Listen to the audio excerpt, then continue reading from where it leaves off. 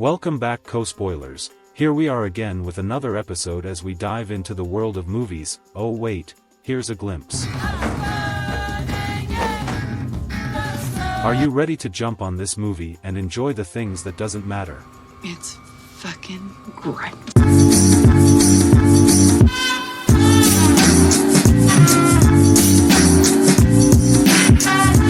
Gold mine for this, everyone.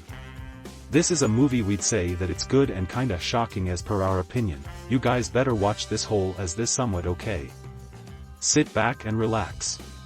Enjoy the show. Oh wait, how's it going with you guys? Did you guys enjoy the last episodes or videos we put up just for you to enjoy? If yes, leave us a comment and don't forget to like and subscribe for more. Okay, we go now. Last summer, before the movie, The Hunt, was released to the public, it received criticism from people on both sides of the gun control debate. This happened because there were mass shootings in Dayton, Ohio, and El Paso, Texas. Critics began to question if the media was promoting and making violence seem exciting. In reaction, Universal decided to remove director Craig Zobel's movie from its September schedule. The release date of the thriller movie was changed to be in spring 2020. This was done to allow time for the country to mourn after a terrible event. However, the movie makers then used the controversy as a unique marketing strategy. Although it's not as controversial as previously believed. The Hunt provides plenty of evidence for skeptics to criticize this distorted version of The Most Dangerous Game.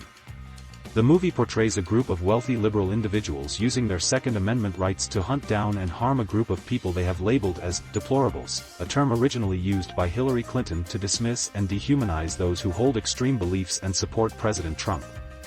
Regardless of who you ask, the right to bear arms was never meant to justify Americans using their guns against people they don't agree with. However, Damon Lindelof and Nick Cuse, creators of the show Lost, start with this premise and take partisan politics to their most extreme and unresolvable points. Zobel is the perfect director to bring this shocking and well-executed storyline to life. Other stories that are connected or similar to this one. VIP stands for Very Important Person. It is a term used to describe someone who is considered to be significant or special. The success of Spider-Verse may cause problems for Sony and movie theaters.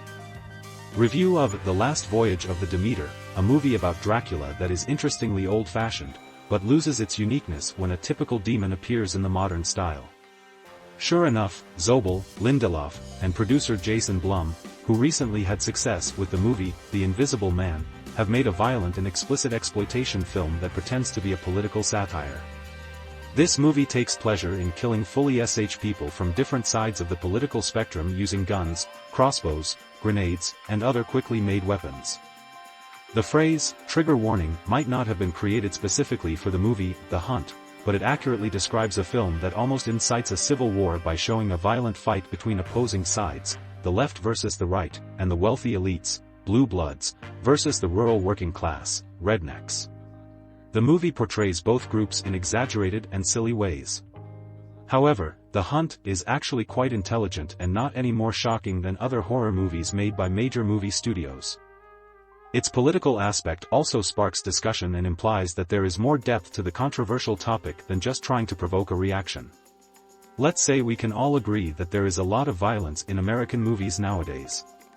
The problem with The Hunt isn't that it will encourage people to imitate it, because the story is too unrealistic for that, but rather that it dangerously adds fuel to the already tense divide between extreme political groups. It wrongly suggests that there is an equal comparison between liberal professionals who shop at Whole Foods and right-wing individuals who are racist and believe in conspiracy theories. In August 2017, 2 years before the shootings that made The Hunt controversial, Trump made a troubling statement about a murder at a white supremacist rally in Charlottesville, Virginia. He claimed that there were very good people on both sides of the conflict. Zobel and Lindelof, the creators of The Hunt, explore the idea that both sides can have equally bad actions and opinions. In The Hunt, everyone is either a hunter or someone being hunted.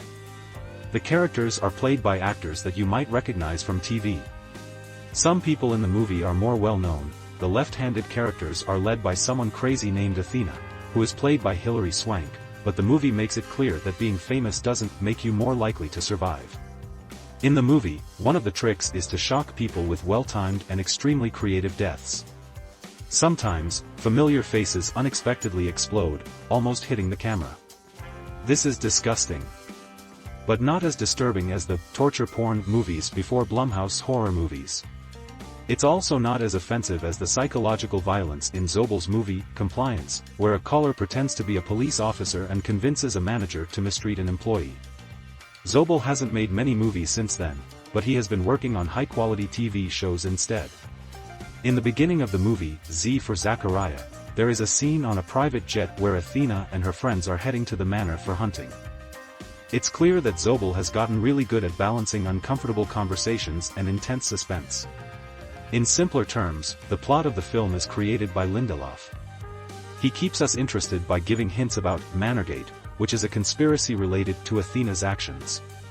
Some crazy bloggers like Gary and Don talk about it, but it turns out to be a more complicated plan than they expected.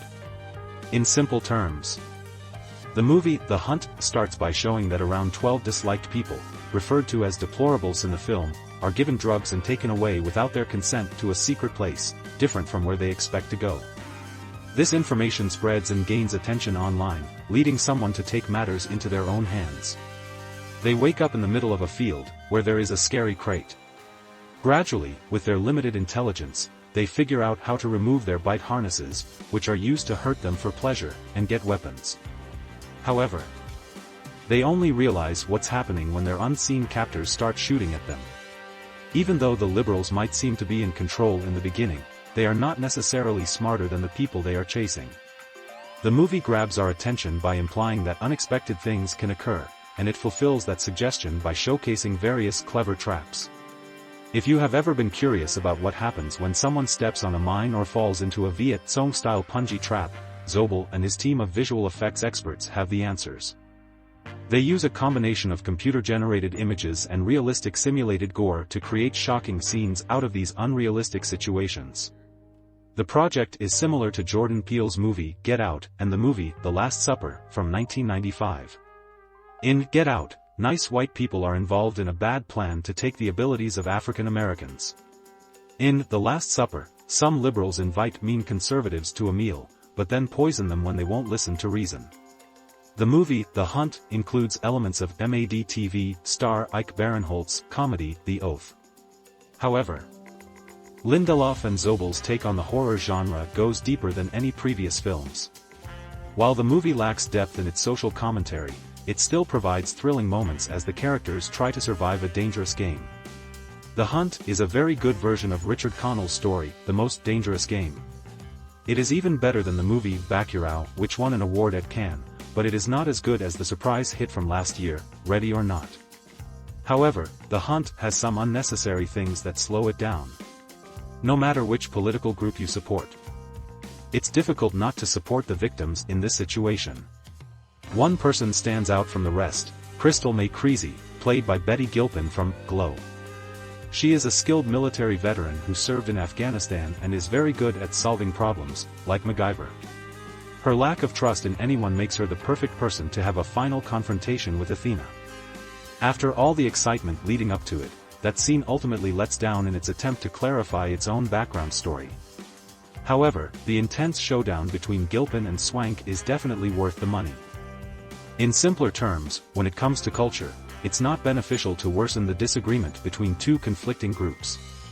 However, when the conflict becomes focused on individuals rather than representing real-world politics, we can appreciate The Hunt as a 90-minute horror fantasy. It's not intended to encourage violence in real life, but rather serves as a way to release built-up frustrations from both sides. So, until next time, take care, stay awesome, and keep spreading the positivity. See you soon.